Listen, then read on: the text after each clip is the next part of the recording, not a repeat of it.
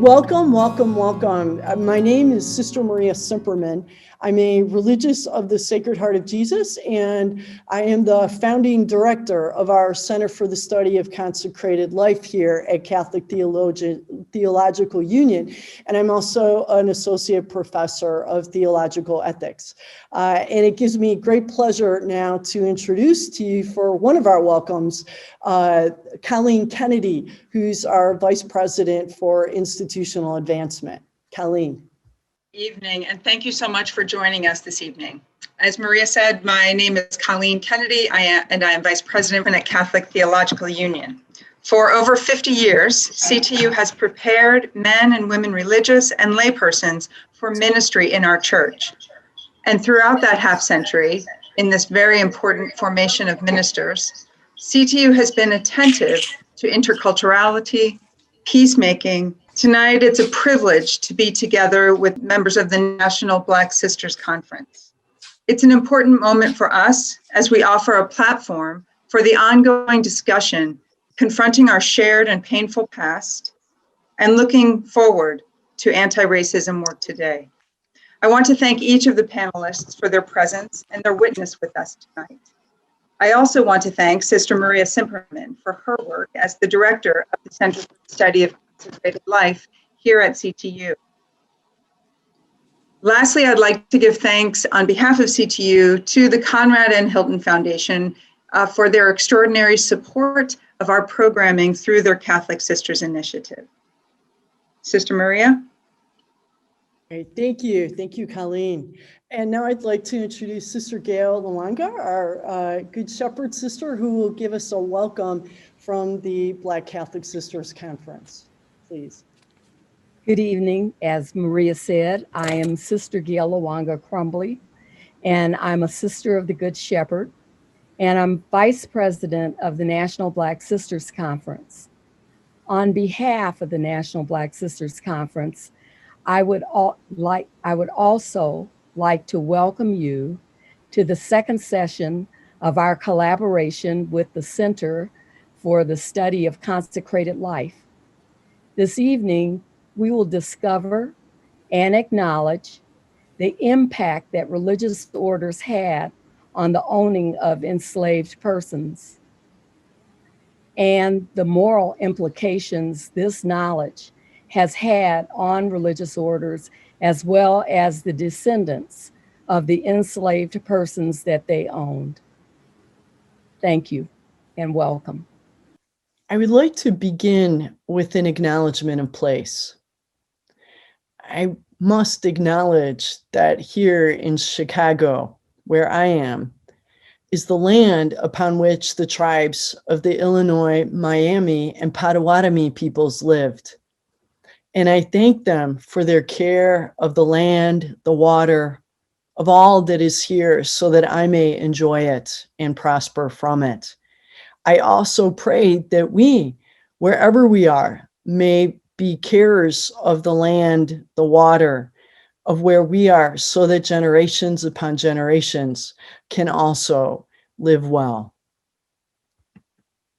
In addition, I would like to acknowledge Jean-Baptiste Pointe-du-Sable.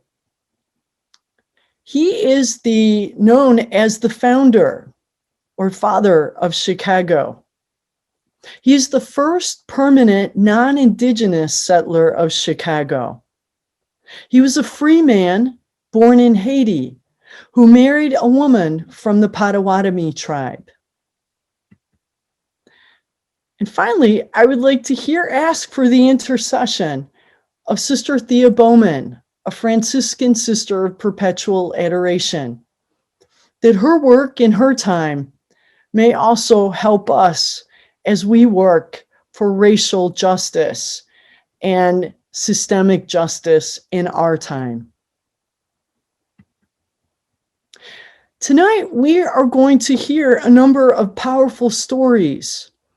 And yet it's important to acknowledge that the stories you hear tonight are not the first stories. And actually, you may know of even more stories, and I would welcome your emails, your contact about them. But when we're acknowledging the history of enslaved persons, there have been congregations who before this time have already been looking at their stories, their histories, and saying, what are we called to?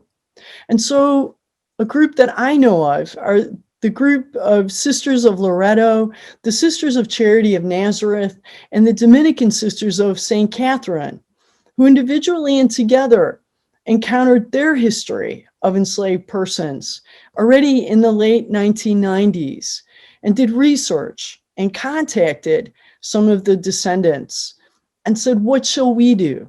And what you have here is an image of one of the responses, which was a memorial to all those who were enslaved within that period of time that the sisters had enslaved persons.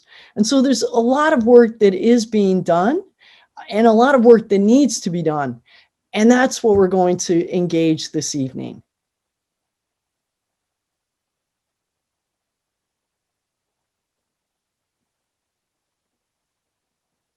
But what brought us even to this moment? A little word about the title of our series, The Call to Transformative Love. The reasoning for this was that when our planning committee gathered, we said we want people to be rooted in these conversations, first and foremost, in our deep call. And all of our calls to religious life were rooted in love. And so it's from this that we can speak about race, place, and acknowledge the grace that is with us. And in this, we can even acknowledge that even the word race is socially constructed. So there's much work to be done.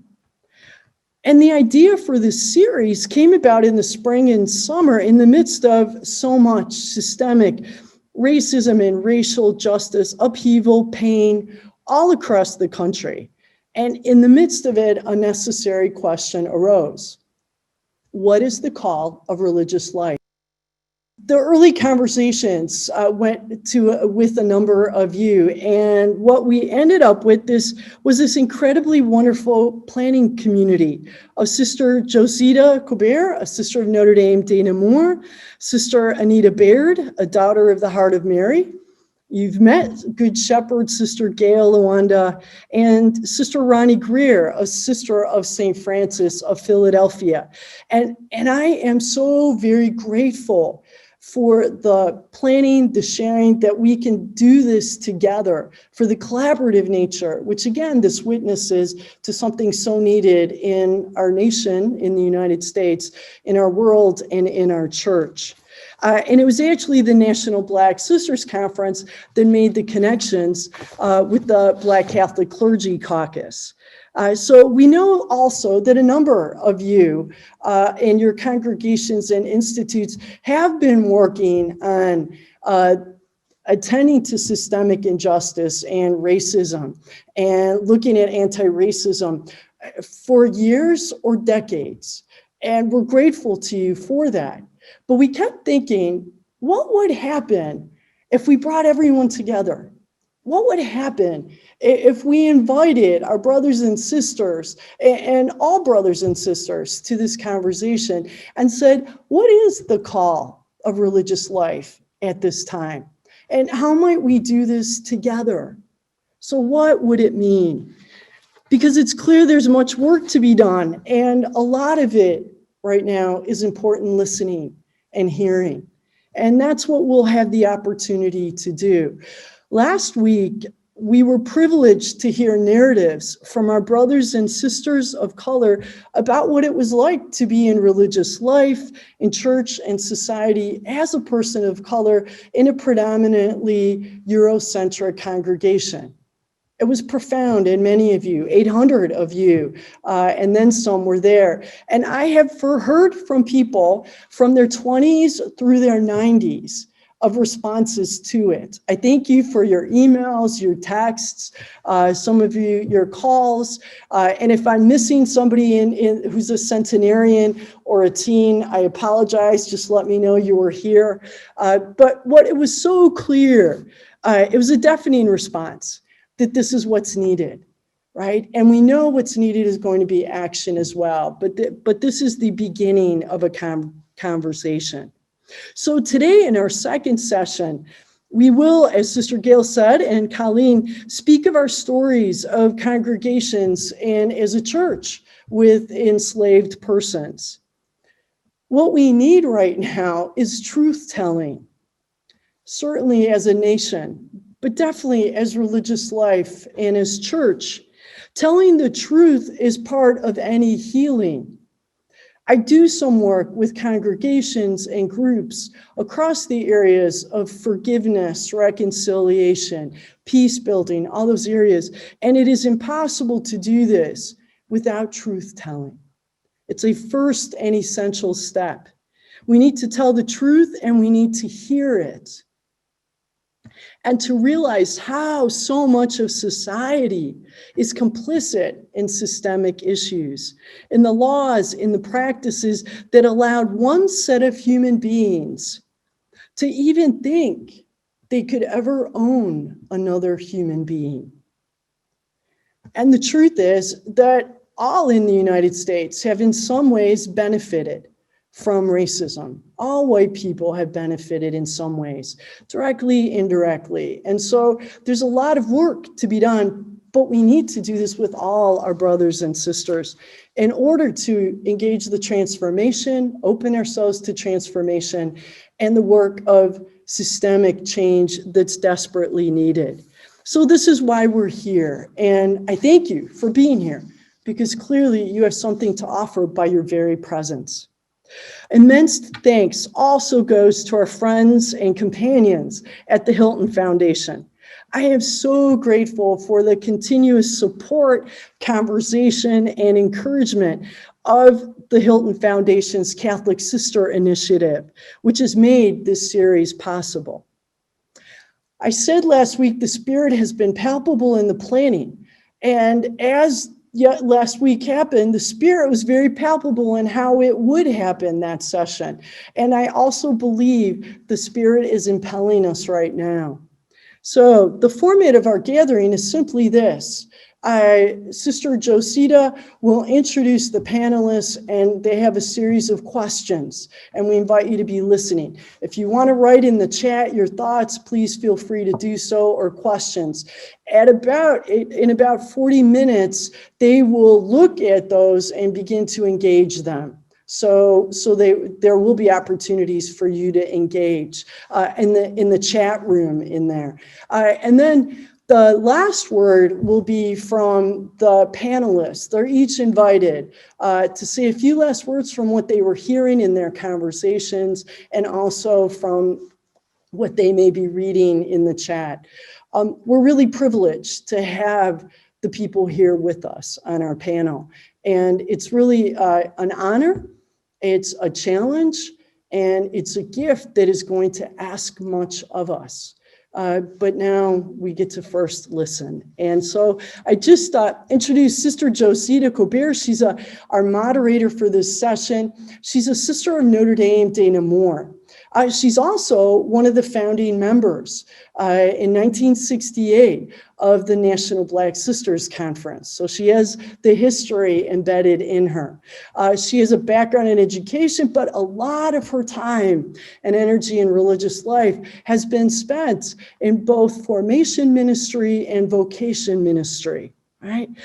She said to me at one point, Maria, my passion is to make my vocation the building and developing of our community in order to restore my people to their traditional greatness. She's right now the province support coordinator and does whatever needs to be done to support. And I have to say, I have found her to be so as well in our group, to support, to engage. And so I'm grateful to be part of this little wisdom circle community that we have. And so without further ado, Sister Josita, thank you. I would like to first introduce our first panelist, who is Father Jeffrey Harrison, S.J., born and raised in St. Louis, Missouri, entered the Society of Jesus in 1975, where he, in addition to the usual course of studies, earned a master's in history from St. Louis University in 1983 and spent 30 years teaching history in high schools. He did two tours with the Jesuit Refugee Service in Eastern Africa, lived for 11 years at the Jesuit parish of St. Matthew in North St. Louis, and was then superior of the Jesuits in Belize. Father Harrison was an assistant researcher for the Slavery, History, Memory, and Reconciliation Project for 2 years before returning to Belize. And so we welcome Father Harrison, who would tell us a little bit about himself, about the Jesuit community, and then we'll move to the next congregation. Father Jeff. Thank you, Sister Josita. St. Ignatius, the founder of the Jesuits, was born just about the time that Columbus stumbled into what we now call America. And as the Jesuits were founded in 1540 and grew founded from Europe, of course, they followed very much the European conquest and exploration of Asia, America, Africa. And unfortunately, in many places, they brought along with them or got at the places enslaved persons. I'm going to focus today on 3 places in what is now the United States: Maryland, Missouri, and Louisiana. However, Jesuits did hold enslaved persons worldwide. So on the 25th of March, 1634, 2 small vessels, the Ark and the Dove, landed on an island in the mouth of the Potomac River to found what would become the colony and eventually the state of Maryland. Jesuit Father Andrew White was one of those passengers. The Jesuits planned to launch a mission to Native Americans using the proceeds from a large estate granted to them by Lord Baltimore. If you've seen the film The Mission, you know that in Paraguay and what is now Brazil, the Jesuits founded these areas called reductions, where they brought people in and sort of settled them down in farms and things. And that became very much a model for other places. So as the Jesuits went to go and try to convert whatever natives they found in a particular place, they tried to use this model. Unfortunately, the African Americans were left out of that except for the labor. And so they were going to have this estate and go forth to convert the Native Americans. They expected at first that English tenant farmers would work the land, but that proved unrealistic. So they turned to indentured servants, where they would pay their way over and the servants would work for a certain number of years. But that too failed. And by 1680, within 50 years of the Jesuits coming to Maryland, they had a fully developed system which relied on the chattel slavery of kidnapped Africans. Like other European slave owners, the Jesuits worked the slaves hard, beat those they considered obstinate, separated families, and bought and sold human beings. As time went on, the foreign-born Jesuits in Maryland were gradually outnumbered by native-born Americans. This new generation was less interested in working with American Indians and more attracted to the growing cities. Although the Jesuits as an order were suppressed from 1773 until 1814, the former Jesuits in Maryland established themselves as the Corporation of the Roman Catholic Clergy of Maryland, and that enabled them to retain their vast estates and hundreds of enslaved persons. The founding of Georgetown College in 1789 continued the move to cities. By 1830, the mission had acquired a large debt of $32,000. In 1838, the leadership of what was now the Maryland province decided to sell their enslaved to Louisiana former Governor Henry Johnson, whose son was a Georgetown student. The sale brought in $115,000, which is $3.2 million in 2020 value.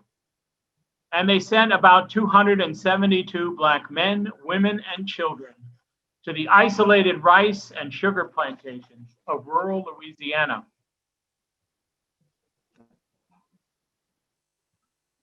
Meanwhile, the hope of a mission to the Native Americans had not died in the dreams of European Jesuits, in part to alleviate the widening rift between American and European Jesuits in Maryland. The leadership accepted the offer of Bishop William de Burgh in St. Louis, who promised the Jesuits a farm, which he hoped would become a base of operations for missions to the Native Americans in the immense area west of the Mississippi River.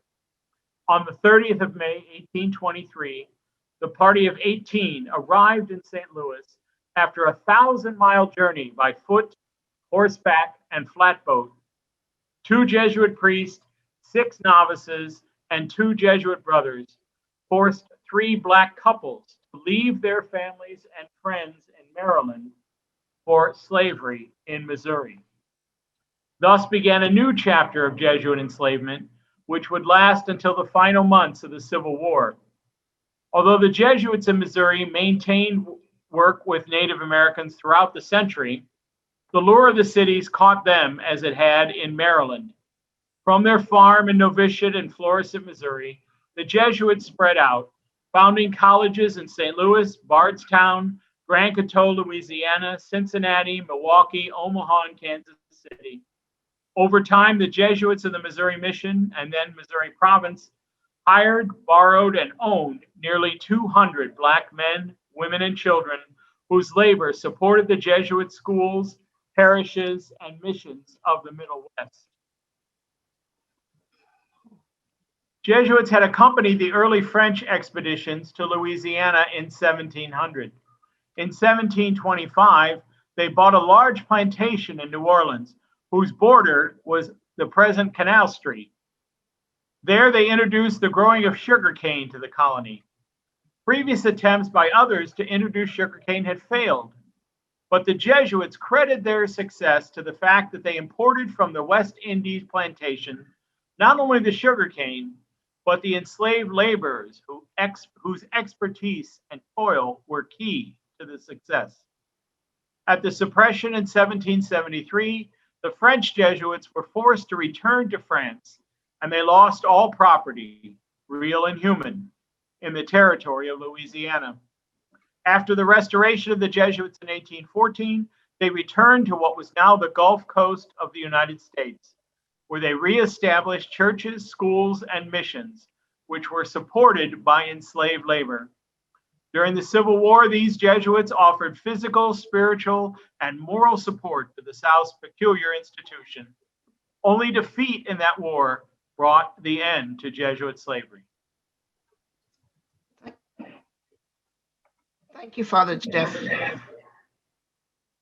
We now have Sister Carolyn Osiek, RSJC, who was professor of New Testament at CTU for 26 years, emerita at Bright Divinity School of Texas Christian University. Sister is now provincial archivist of the Society of the Sacred Heart, U.S. Canada Province. From 2016, she was chair of the Province Committee on Slavery, Accountability, and Reconciliation.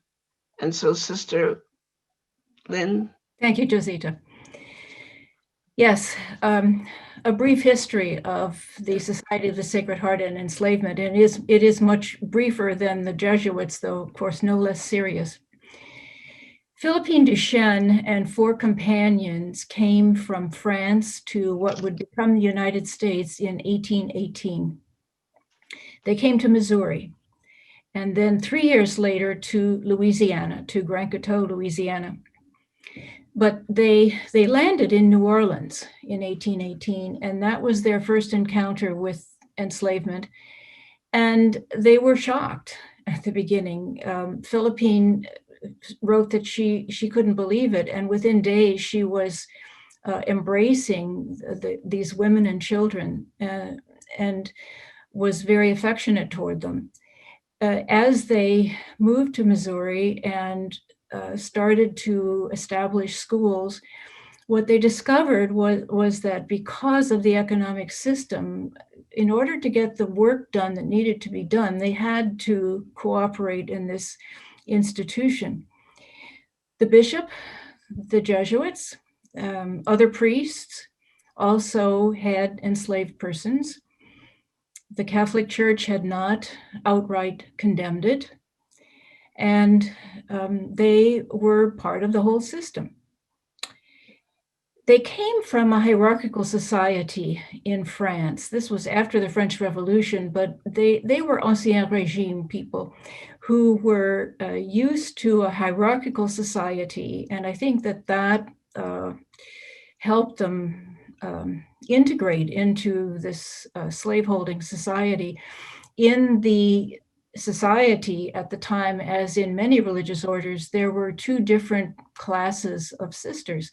There were the choir nuns who were educated, and the coadjutrix sisters who did the work.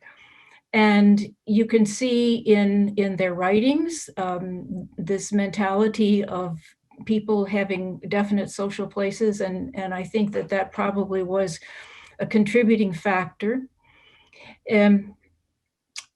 Our situation was the reverse of the Jesuits in Louisiana and Missouri. In Missouri, we did not have large estates, large farming to support the schools, but in Louisiana we did. And therefore, in particularly two places in Louisiana, Grand Coteau and a place called St. Michael, there were large numbers of enslaved persons because they were the ones who were working the farming operation that produced the food that fed people. In 1823, the first enslaved man arrived in Grand Coteau, Louisiana. His name was Frank Hawkins. And Hawkins is a name that is peppered in the listing of the 272 from Georgetown. And yet we've never been able yet to establish any definite connections there. But Frank was separated from his wife and two children in Maryland. They'd all come from Maryland. And he was taken to another plantation in Louisiana. And later on, his wife and two children also came to Louisiana to another plantation. By this time, Frank was with us, with the Society of the Sacred Heart. And when the superior of the house, Mother Anna Xavier Murphy, learned of that, she brought Jenny, his wife, to the convent at Grand Coteau so that they could be united.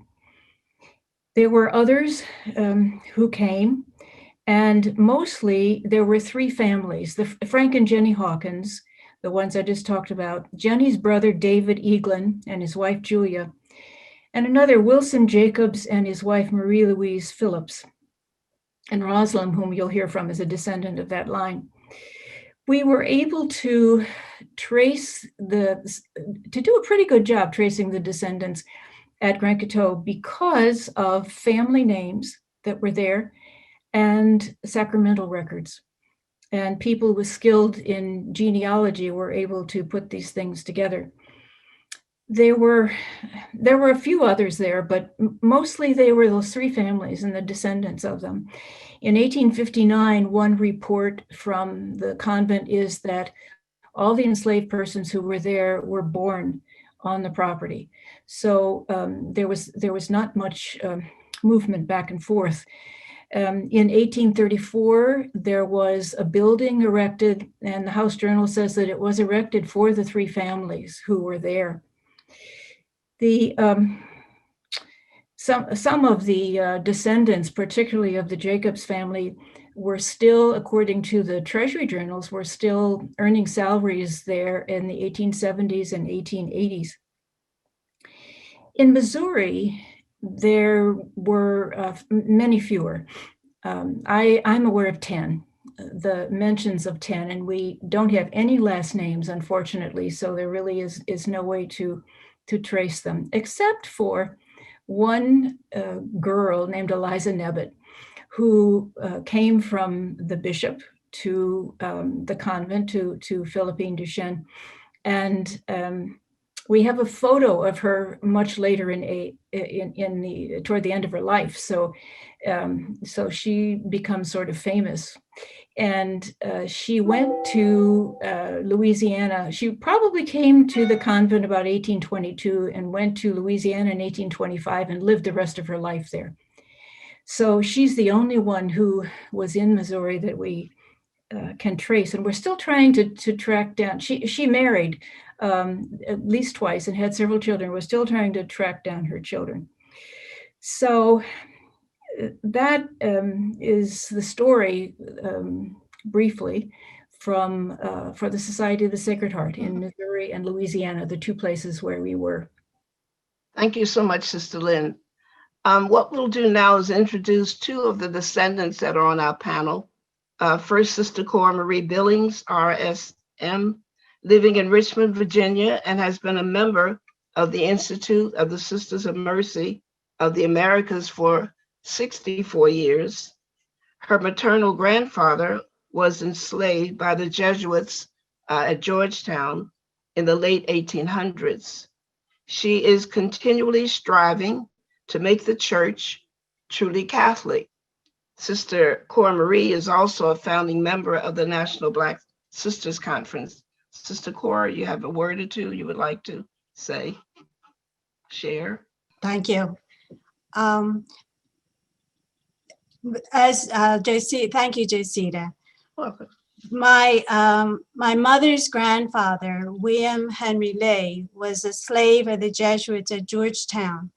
And growing up, I would always hear how he was a slave, and what he did was he drove the priests to say Mass at the Visitation Convent. And what has come to me in the last year, when I heard that the Visitations had slaves, and in a document that I found in preparing for today, that my great-grandmother was also a slave. So I'm wondering if she was a slave of the Visitations, and in the meeting of my great-grandfather with Mary, his wife, if that is also the foundation, the beginning of the Catholicity in my family. My great-grandfather was one of 12 children, and there were two sets of twins, and they were all slaves. And two of his siblings were sold into Mississippi. So I'm not sure that they were sold by the Jesuits. I'm not sure of it there. And then I found out also that that my great-grandfather was in Georgetown, and all of the baptismal records of the 12 children are all in the archives of Holy Trinity Church in Georgetown. So what I have always said is that I'm a Roman Catholic because of slavery, because if it wasn't for my great-grandfather and his siblings being slaves, I might not have been a Roman Catholic. And that's all I'll say for now, and then we'll find out more later. Thank you so much, Sister Cora. And another descendant we have is Miss Roslyn Chenier, who is a descendant of two generations of enslaved persons at Sacred Heart. Her paternal family is from Grand Couture and Appaloosas, Mississippi. Miss Chenier currently lives in Atlanta, Georgia, and her passion is genealogy research. Did I get that right, Miss Chenier? Okay. Thank you, Sister Josita. I was trying to get off mute and finally made it. Can you guys hear me? Very well. Okay, great. All right, thank you. And glad to be here, you guys. Yeah, I have two generations of slaves, ancestors at the convent for Sacred Heart. It was my second great grandfather and his sister, as well as the third great grandfather and great grandmother. So they were there. I'm not sure for how long, and I'm not sure how they originated there. I don't think it was from Georgetown, but I was very happy to learn of the history of them. It was kind of bittersweet, right?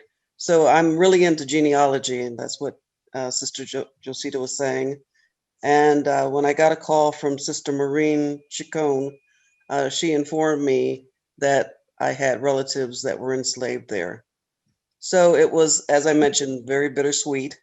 But we had I must say that the sisters have done a fantastic job of honoring the descendants of the enslaved persons in Grand Coteau.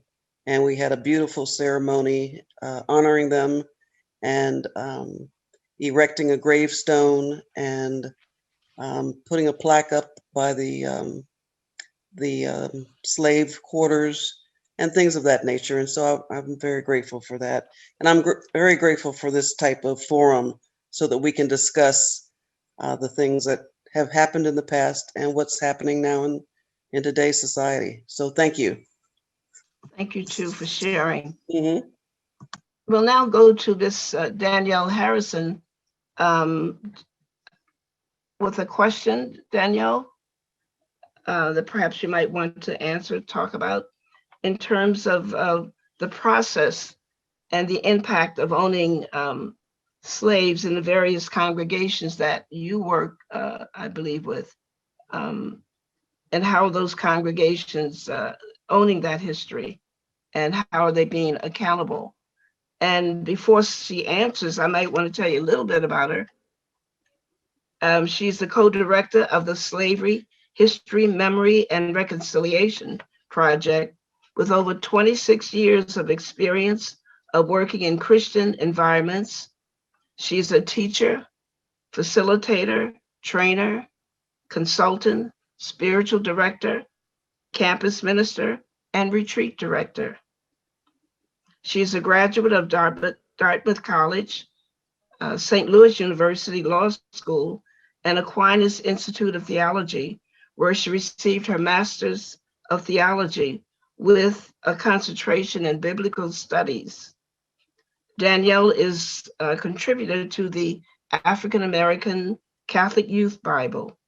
She is also a trained facilitator for dismantling racism and promoting cultural competency, and is frequently sought after to speak on issues of equity and inclusion. Ms. Harrison. Thank you, Sister Josita. Do I need to repeat the question? Or you're okay? No, I'm okay. Thank you. I come to the work probably to this evening. In fact, Sister Cora, you kind of brought two sides of my story together. I am a Visitation Academy graduate student from St. Louis, from 1st to 12th grade. And the St. Louis Order community came from Georgetown. So I am well aware of the Georgetown Visitations history project of discovering their enslaved. In fact, I worked for Visitation Academy as their mission coordinator or mission integration coordinator. And I found it so powerful that here I was, this woman who was being entrusted with the charism of the visitation, where my ancestors could very well have been the ones that were carrying the physical labor and the life of that school. So it was and on that same land that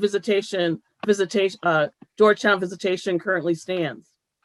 And then I have a strong love for the Jesuits and working with the Jesuits on their provincial staff a number of years ago, and then coming back, where I would see the connection between Ignatian spirituality and African American Black spirituality, and that it is biblical based, that God meets us in the marketplace, and that we can find ourselves in the scripture. And so it's so hard as a Black woman to know that this spirituality speaks to my heart, and yet had I been born 200 years earlier, I would not have benefited from that spirituality. In 2018, I was part of a panel where the Jesuits of the Central and Southern Province were introduced to this history, to this atrocity. And I remember that the primary researcher, Kelly Smith, was naming those that had been enslaved by the Jesuits.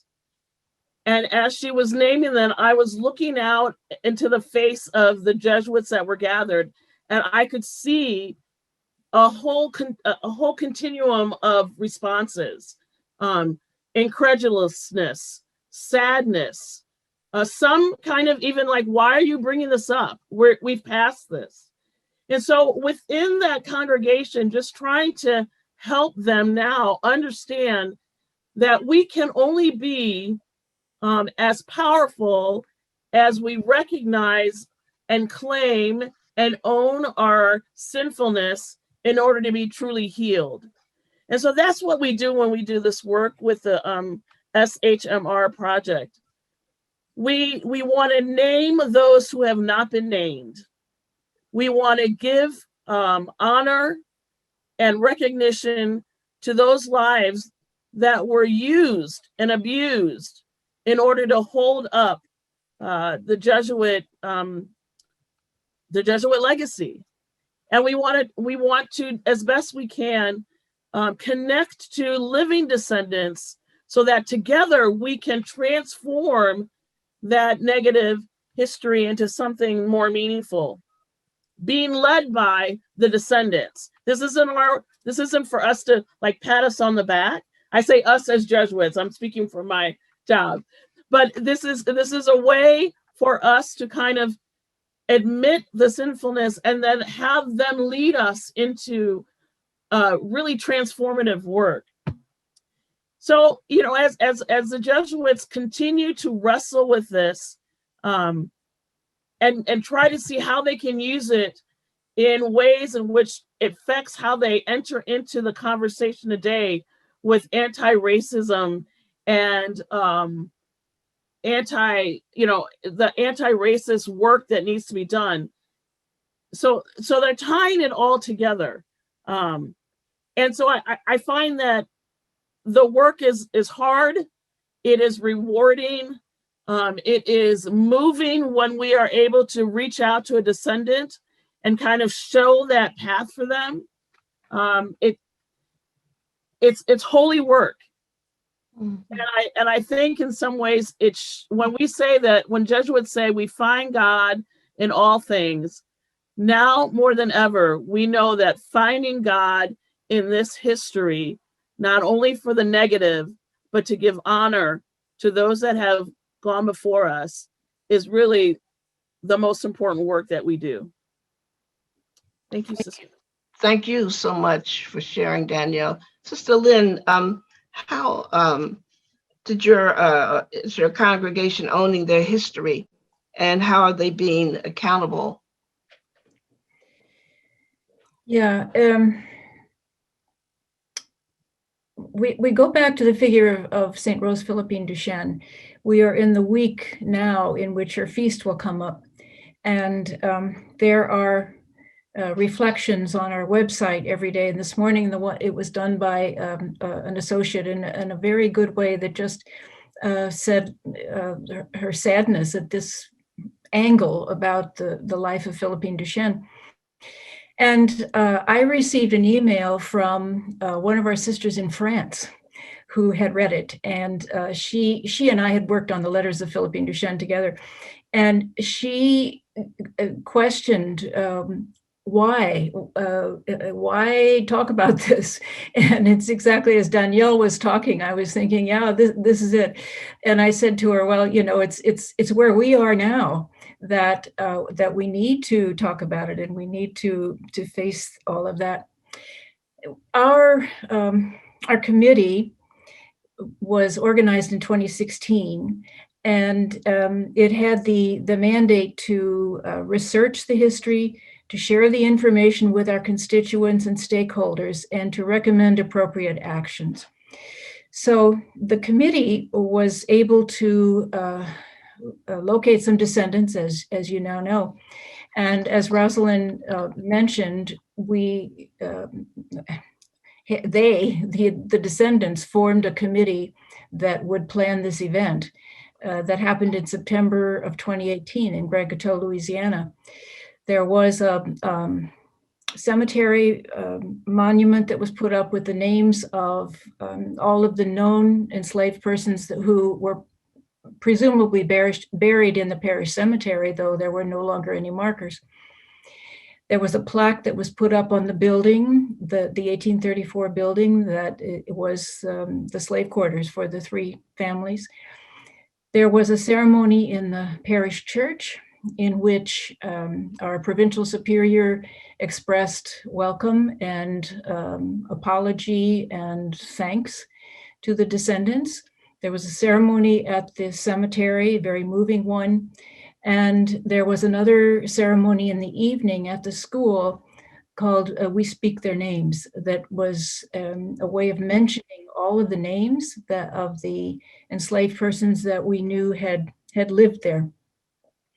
So that was a beginning of what we tried to do. Since then, there have been some other things. There is an annual scholarship fund for an African-American student at that school at Grand Coteau. There is a little history museum there, the history of the school, and there's more of a display now about the life of enslaved persons there. And we continue research and building information on the website.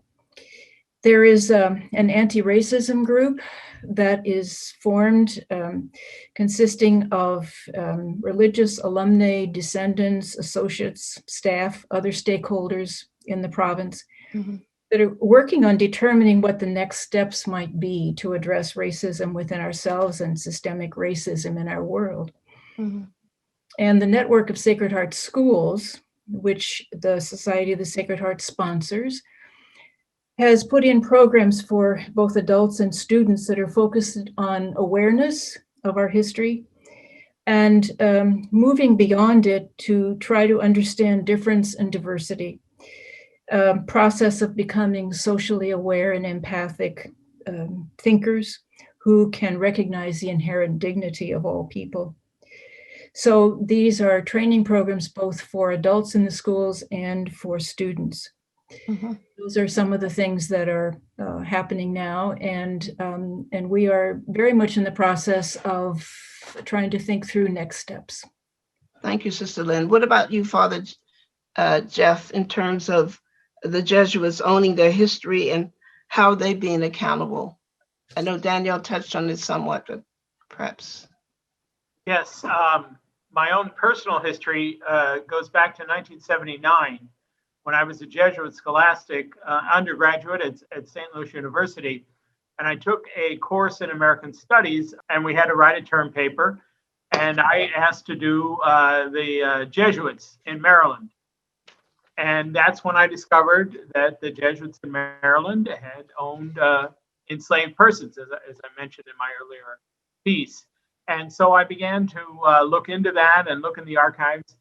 And while we had kind of vaguely known that Jesuits in Maryland had owned enslaved persons, what I did not know was that the founding of the Missouri province, which was at the time my province, was also involved in this, and that there were enslaved persons from the very beginning in St. Louis in 1823, right up until the end of the Civil War. And so I wrote a paper going into a lot of that and mentioned it to people at meals and different things.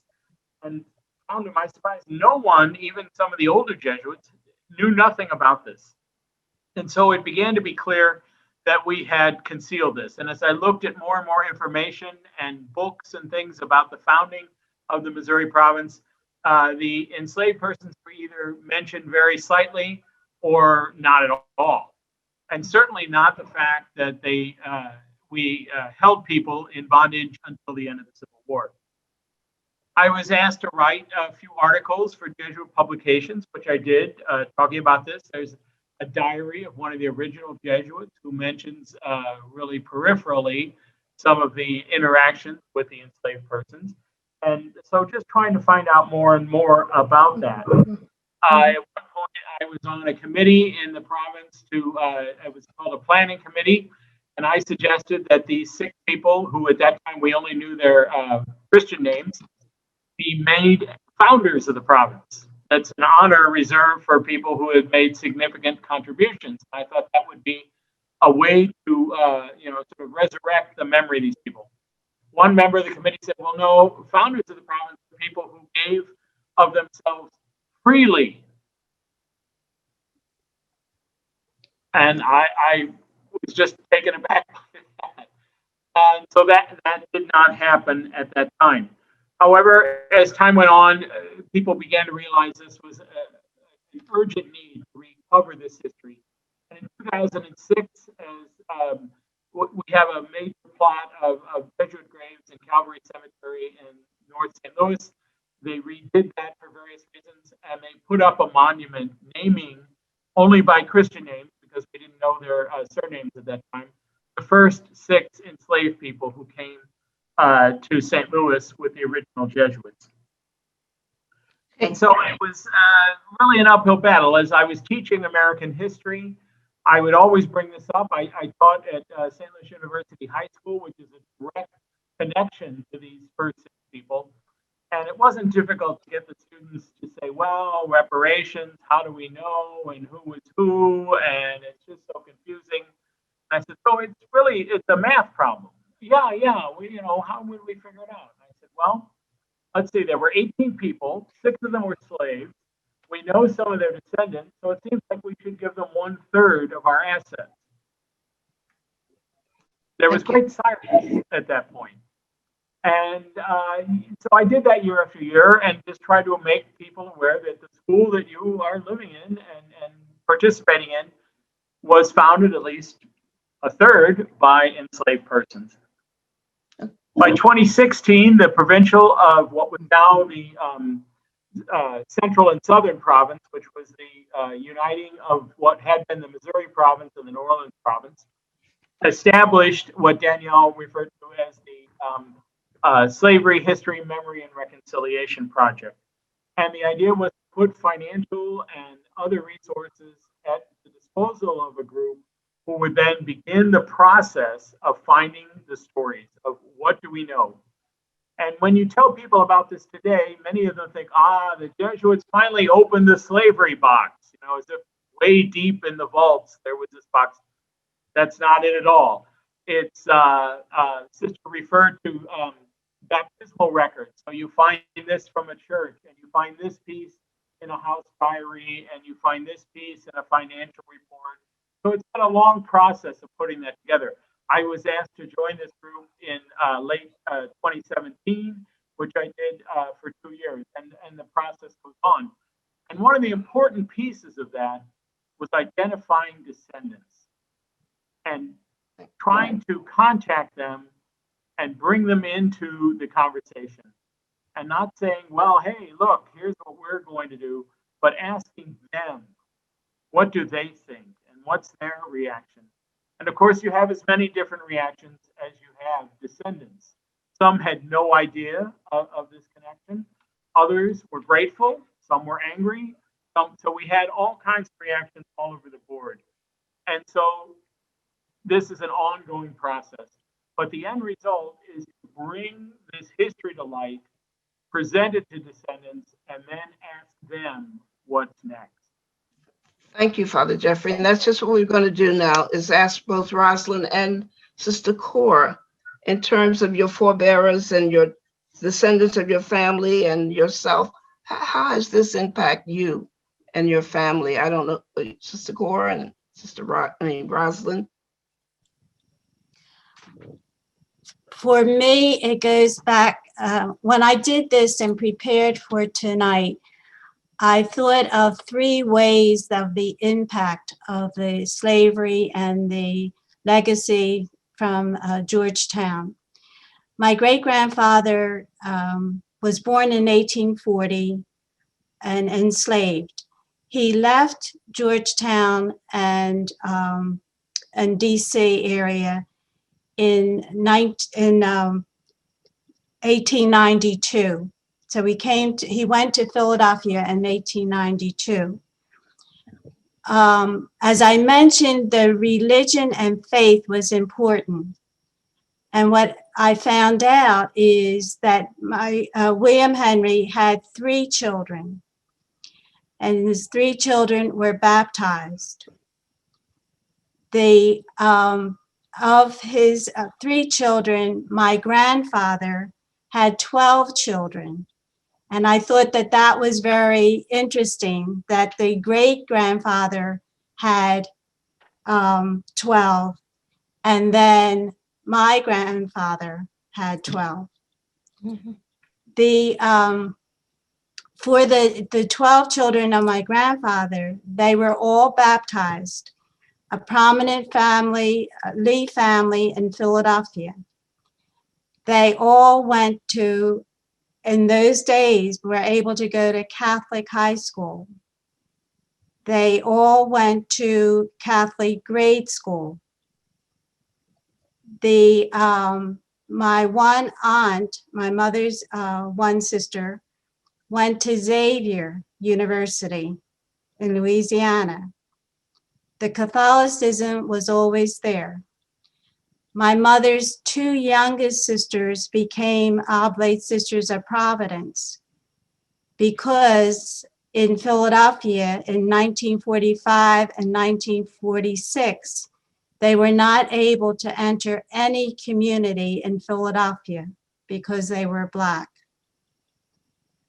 The very first person to enter a community in Philadelphia of color, a Black person, was me, and that wasn't until 1956.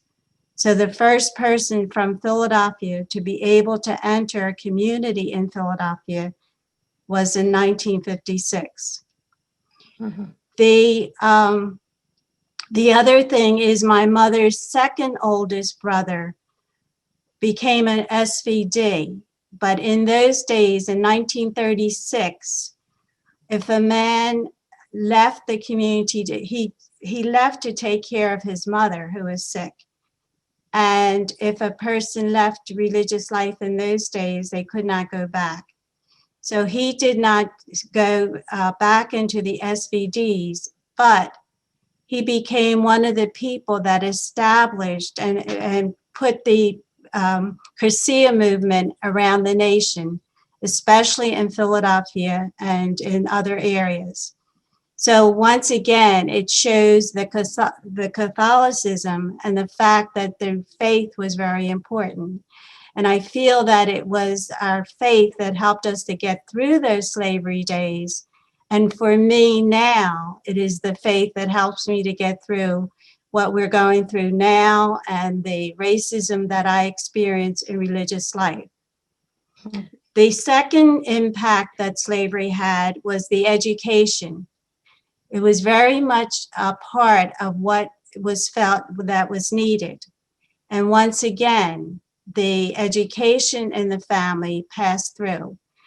And my grandfather, the son of William Henry, the son of the slave, was the second graduate of Roman Catholic High School in 1904. And it's the oldest school, the oldest Catholic high school in the nation. And then, as I mentioned, all of the other siblings, my mother's siblings, I graduated from Catholic school. The third thing that I want to talk about is where I feel that what I have learned, what I experience, what I'm still experiencing at times as I live, and the Sisters of Mercy are very much in answering who we are with the world.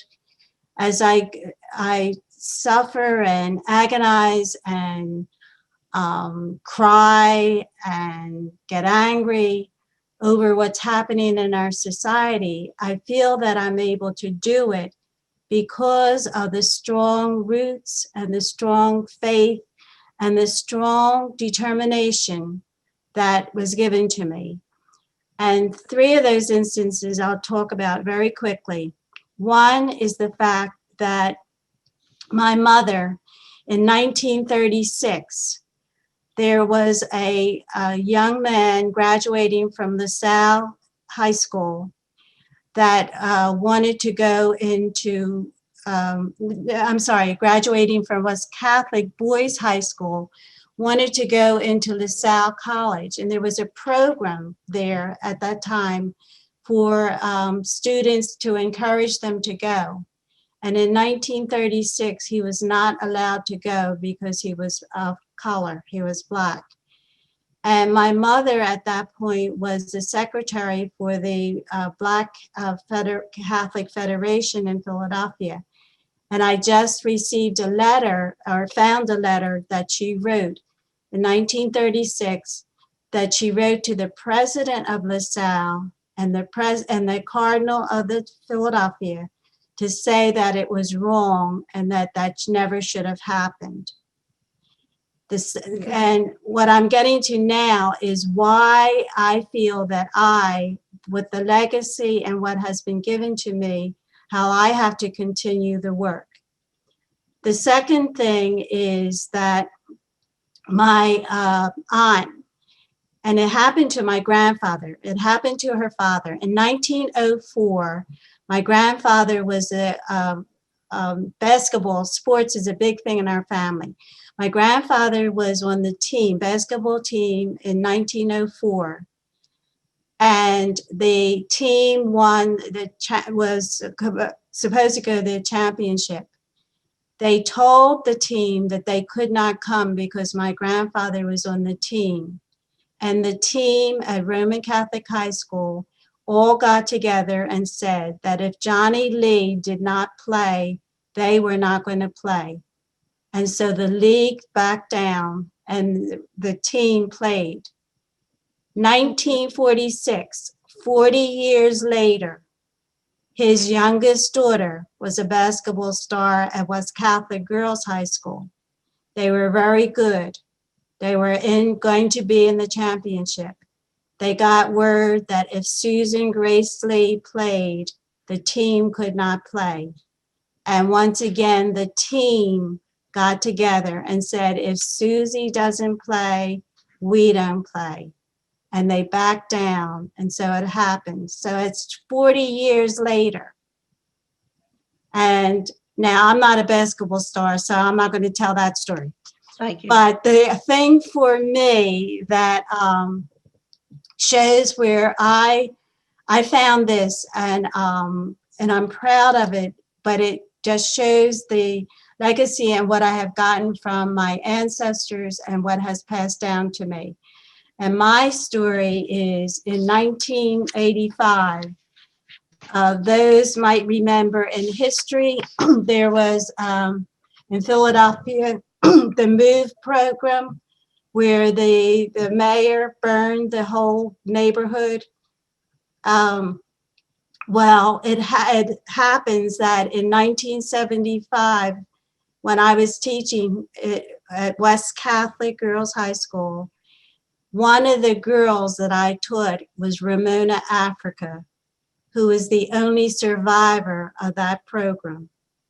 And when and the whole story, you can read her story, but she was in jail. And I wrote to her in jail. and I was going through my things, and last night I found the letter that she wrote me, that she was thanking me for what I had done. And she's still alive. We're in touch. And what also happened in 1985 in the Catholic paper in Virginia, I wrote an article and I entitled it, "What More Could I Have Done and Have Not Done It?" So that is the challenge of that I've gotten from my legacy, and the challenge and the grace and the place where I feel that I must continue to do what I can do. And as I say all the time, I'm going to do what I got to do because God wants me to do it. Thank you so much, Sister Cora. And Roslyn, we'll give you a chance to share. And then the three, Sister Nita and Sister Gail and Sister Ronnie, will take a few questions from the chat, okay, and for the panel. So, Roslyn. Okay, all right. Thank you. I'll be brief. I just wanted to say, as I mentioned earlier, that this has been a bittersweet experience. As far as the effects it had on my ancestors, I'm sure it was dehumanizing and painful to live as something other than a normal human being, where you could go home and be with your family like other folks could. One of the journals that Sister Maureen Chacon found talked about my third great grandmother, who was one of the slaves there in 1859. It was written in one of the journals that we have lost one of our best slaves. And in parentheses, it said good woman. And so that was painful. She was 39 years old. The type of effects that it has today, not on myself personally, but just as a race, as a whole race, I think. One thing, you know, our diet, for example, we were given the food that others didn't want to eat. And so we were given, you know, the innards of a pig or whatever. And that kind of thing has led, I think, to our some of our health issues, diabetes and hypertension and cholesterol. That's one thing. Our self-esteem is not always as it could be compared to others, because we were told for so many years that we were less, or it still is pervasive today in some aspects. Our relationships, the nucleus for our family is not as solid as others. We don't have the same male and female in the household with the children. And I think the breaking up of slaves, the families back in the day, led to some of that that's going on now. And even paranoia. For example, the new vaccine they're talking about for COVID. I asked my brother today, "Are you going to take that vaccine?" And he said no. He said, "Remember what they did in Tuskegee, where they were testing Black men for syphilis, and they were giving them they weren't giving them real drugs, and they were letting them die." So things like that. So we have a host of residual effects from slavery that still go on today. That's all. Thank you so much, Ms. You're welcome. Chenier. So the ones who are calling, Sister Gail, Sister Anita, Sister Ronnie. Yes, I have a question that is for Sister Carolyn and Father Jeffrey. And the question is, how have the members of your two congregations, or have they, embraced this dark chapter of their history of owning other human beings? And how are they working to allow this to transform the congregation? Jeffrey? Slowly. As I often have to remind myself that I've been knowing this and working on this for many, many years. and that for many people, many Jesuits, this comes as quite a surprise and a shock. We suppress the knowledge of this. We celebrated some of our Jesuits who integrated St. Louis University or who were pastors at St. Elizabeth's in St. Louis, which was the African-American parish, and other things, but we never acknowledged this part of it. And as a matter of fact, the pastor of St. Elizabeth's, the African-American parish in St. Louis, wrote to the provincial in 1949, stressing the need to maintain the parish because we had owned slaves. And the provincial wrote in the margin, bunk. And I'm afraid there are people that still are struggling with that. So yes, it's an uphill battle. I don't know that what the future is on this, but we're not going to give up. Our current provincial has asked us to look at our own racism and to try to deal with that and ask ourselves honestly, what are we doing and what is our history, and embrace that and move on from that and to a new openness. Yes, I would say something similar. Since I'm an archivist and historian, somehow I don't remember ever being surprised by it. I think I've known it for a long time. But there's such a thing as there's knowing and then there's knowing, really realizing, and I think that's a very painful piece that we carry, and some embrace it more gracefully than others, I think. But the whole process of surprise and shock and guilt and shame and all of that is part of the process. And what we're trying to do is really look at racism now. There's no point in, we can't judge people from 2 centuries ago to have them think the way we think today, any more than 200 years from now, people are going to try to judge us. But what we can do is address the racism that is the effect. And that's what we're trying to do in ourselves and in our mission and everywhere. Sister Gail. Yes. Sister Lynn kind of touched on this a little bit, as well as Father Jeffrey, but I was wondering, maybe Danielle, you could speak to reparations. Are reparations of any kind being done for the descendants that were owned by your congregations? Sure, I can speak a little bit towards what the Jesuits are doing. I want to say in 2016 or 17, Tim Kosicki gave an apology at Georgetown University on behalf of the entire conference of the Society of Jesus for their role in Jesuit slaveholding. And then at that point, there's been conversation and building relationship. Again, the idea is that the Jesuits wouldn't come up with, this is what we're going to do, and so we're going to do this for you. Again, because it's about hearing from the descendants, listening to their stories, their hurts, their needs, and together doing something transformative. So, is conversation happening? Yes. Do we know how far it is or where it is? No, but I can say that conversation is happening, and well, I think there is a desire that there's some kind of acknowledgement and a moving forward, and that will be framed by the living descendants as well as the current Jesuits. One other quick thing that I would say is that I think the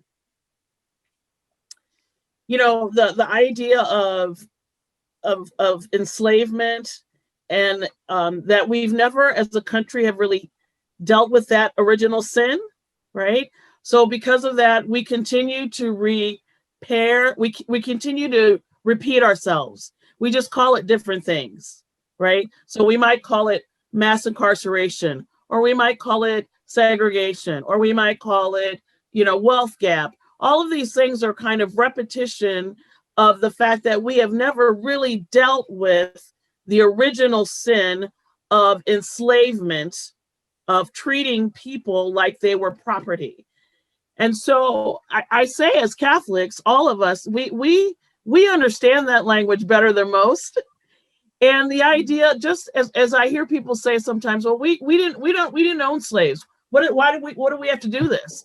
And I say, you know what? When we're at Good Friday and we're at Good Friday Mass and we all say crucify him, we weren't really there. We weren't there, but we know that that's part of our responsibility in our faith to say we have to go through this crucifixion in order to get to the resurrection. Mm-hmm. So that's why we study this. This is why this work is so important, because it helps us move from one negative space to a possibility of a real true transformation. And until we can do that, we are always going to continue to repeat, because we're not dealing with the actual sin itself. Thank you so much. Sister Ronnie? Sorry. Sister Ronnie, Sister Gail, Sister Nita, Ronnie? Oh, no more questions. All right. Yes. Nita, then next. Yeah. Someone made a statement and also asked, this is another piece of history we have to reveal and try to heal. All the orders who had rules against admitting Blacks and used various means to set quotas. Has anyone tried healing with women who were turned away?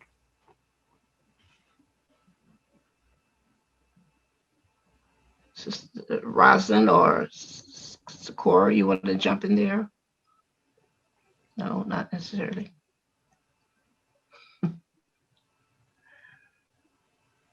Okay. May I return to reparations for a moment? Briefly, yes. Okay. One of the favorite quotes that I've used in my history classes for years is from Maya Angelou, who said, history, despite its wrenching pain, cannot be unlived, but if faced with courage, need not be lived again. And so we need to understand our history. And most of our history has violated the commandments. We have borne false witness against our neighbors. America, history is complete with that. And so as we come now to understand this and to deal with it, we have to understand that Black descendants of the religious orders are not squatters. They're not guests or objects of charity. They're legitimate heirs who've been dispossessed of their rightful portion. They've been treated as sub-citizens in a country which tortured their Black fathers, raped their Black mothers, and sold their Black children on the auction block. They are plaintiffs seeking a moral remedy for historic injustice. And we, as descendants of slave owners, those of us in the religious orders, cannot respond as defendants. We have to respond as penitents, contrite, committed to confessing our sins, and resolved to making amends. And as Dr. Harrison said, these amends cannot be about us. We cannot reward ourselves with conferences, endowed chairs, diversity drives, and programs. We cannot control what we owe. We have to learn to step aside and make room for their leadership, their talents, their skills, and their wisdom. We cannot offer reparations on our own terms. It cannot be, here's what we'll do for you, but how can we help you do for yourselves? Thank you. And thank each of you panelists. You've done a terrific job in opening our minds and our hearts. And this conversation will go on. It just cannot stop tonight. I know that Sister Ronnie is next, and so is Sister Maria. And a lot of the chaps are thanking you for your contribution and opening up their eyes and their minds in terms of what should be their next step in moving forward. I believe it's Sister Ronnie, then Sister Maria. On behalf of the Center for the Study of Consecrated Life and the National Black Sisters Conference, We would like to thank you for being with us this evening. I would also like to mention our deep sense of appreciation to tonight's panelists who had the courage to share their histories and their stories.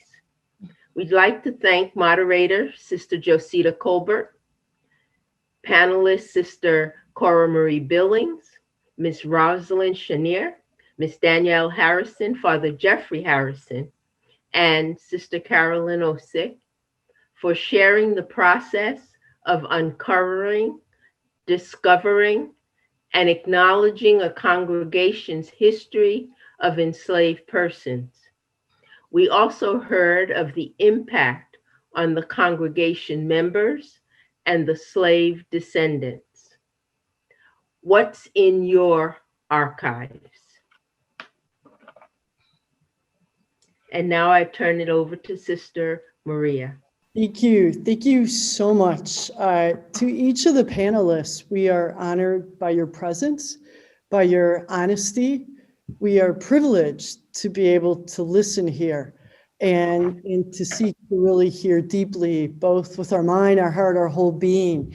And we pray that we really may be transformed and transformed personally, congregationally, communally, and then externally. So I thank you for your challenges. And to the participants, I say, clearly you have found this profound as well. What we ask you to do between now and next week as well is to pray with what you've heard and to beseech the Spirit. What is the Spirit asking of religious life at this time?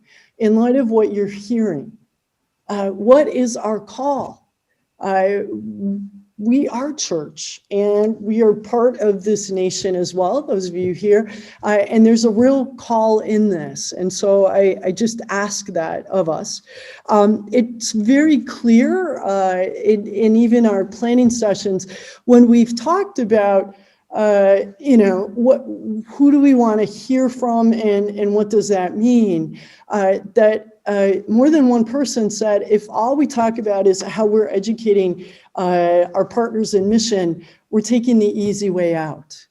And so the whole call is to say, and I'm seeing it in the chat, in our congregations, what are our stories? That question of who was refused, and will we apologize? Will we reach out?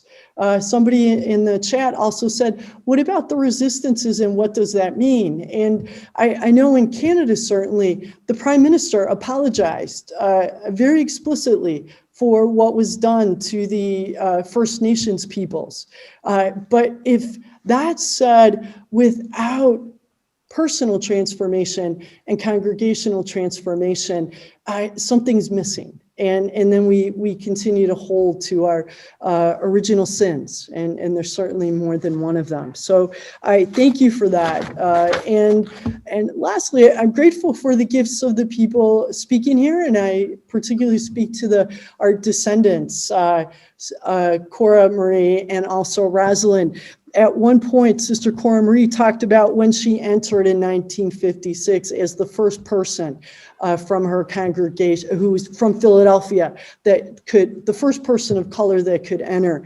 And then how long it took, and then, the person who started the Crucio movement, the losses of the gifts that have been among us, Sister Thea Bowman in 1989 kept reminding us of. And so this is a moment when we're looking at persons of color, persons of diverse backgrounds, how do we allow ourselves to hear differently and respond? So this is part of the truth telling that really moves us to justice in order to look at the steps next and peace building. So thank you for engaging with us. It's an honor. So what I'd like to just do today is to also thank our colleagues, Letitia Akons, Colleen Urbaniak, and Rick Monty, our IT team at CTU, who kept this going in the midst of people coming and going, our communications experts. I'm grateful to work with you. This is a gift. We invite you to next week, where we will be asking the question of, so how do we not only welcome people, but how do we sustain people who are coming from the non-dominant congregations? How do we sustain people of color in this time? And the second piece we're asking is, what is calling religious life in light of this at this time? What's your sense? Here is where we deeply believe it's a community that discerns. So we ask you to be praying and thinking about what's our call next? What are our next steps? Our little wisdom circle has not created the next steps, because while we needed to hear, we also needed to listen. So please join us, and we'll move to so many pieces. Thank you for coming to giving your evening, or some of you, it's the next morning, I know, and some of you from Australia, it's the afternoon. So we have all times of day and night, but thank you for giving your time, and we welcome you. Two last pieces. You will be receiving an email if you've registered that will give you the link to this week's session. You can find some of the readings that'll speak a little bit more about these areas in there, and it'll remind you about this coming Monday's session. So, and it's also available at CTU's website at Learn at CTU, and you'd actually find another trove of riches there, presentations of all kinds on all kinds of topics. And finally, as we say goodbye, we have one last announcement that's a bit of good news to share with you from Catholic Theological Union. And I'm going to invite Colleen Kennedy to give us this wonderful news. Colleen?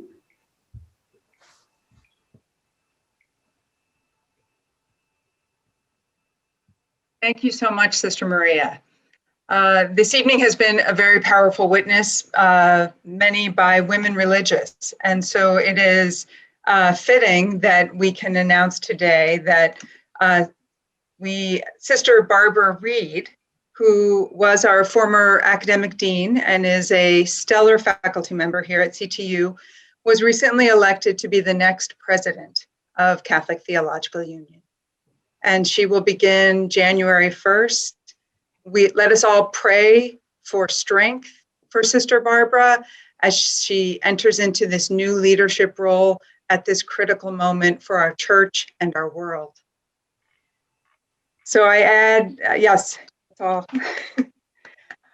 If you have gained something here this evening, learned something, or appreciated this exchange, I ask for you to share the resources here at CTU with those that you know, so that we can expand this learning community. On behalf of CTU, I thank you for joining us this evening, and I give it back to Maria. Great. So it's wonderful news at CTU, and it's wonderful news to be here. And I thank again the Black Catholic Sisters Conference that we're able to do this together is a gift beyond my imagining. And let us imagine beyond our own imagining together what can happen next. So in this call we have in our country, but all over the world. So good evening, good morning, good afternoon, and have a wonderful rest of your day. Take care and blessings.